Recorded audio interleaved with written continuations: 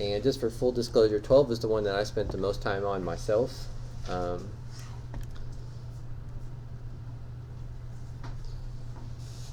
If you graph this one and graph this one, just like that, so you get that piece.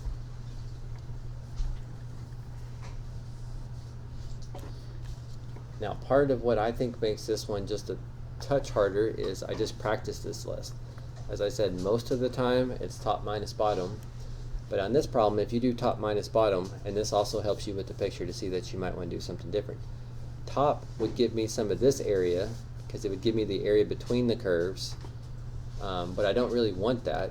And then over here, I guess that's fine, but I really don't want all of this, because not all of this is under that curve, but it's under this curve. So in this case, in my opinion at least, you could split this up into two parts. You could split it up right here, and you could, well, maybe not right there, but you could split it up and do top minus bottom in two different times. But in my opinion, this one makes more sense to do right minus left. There's one equation that's always right and one equation that's always left. And if you want to do that, that's fine. You just need to make sure that it's dy. That's really the only difference. So the right one is always this. And since I want this in terms of y, I went ahead and subtracted the x over and multiplied by -1.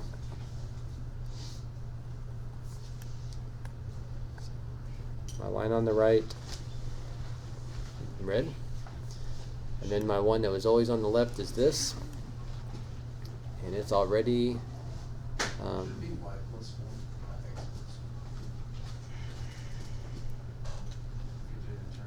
oh, yeah, I'm trying to get in terms of y. Yeah, thank you.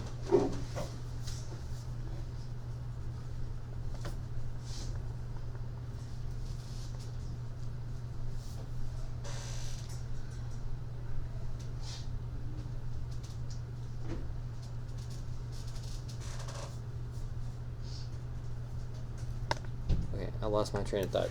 Can you say that again so I can remember what you said? It should be in terms of y, so then it's looking x equals y plus 1. You just add the y. Gotcha, yes. I don't want x's, I want y's, because I'm doing dy, so I need y's. Thank you, I just blanked in there. Okay, and then the one on the left, this one's already in terms of y's. Now, of course, as you guys have seen in the last couple topics, if you do dy, you better make sure that you're using y bounds, not x bounds. So I had to figure out where these two things intersect. So if I have a calculator, I've got a little bit of a cheat, or I can just set this stuff that's equal to x and this stuff equal to x,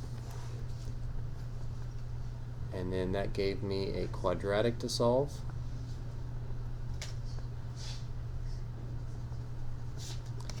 And it looks like that happens at 1. To be a y value of 1 and a y value of -1/2.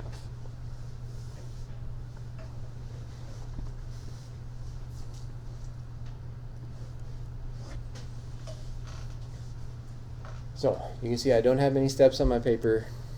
Put quite a bit of time and thought into these steps. But then once we get it set up correctly, then it should get quite a bit easier. Integrate, undo power rule,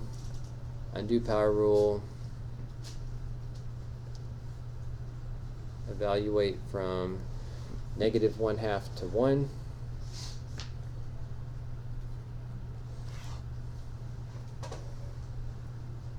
And I'm running out of space here, so I'm going to just squeeze it in. But all of that comes out to be 9/8. Of course, you're welcome to plug that in and check if you'd like.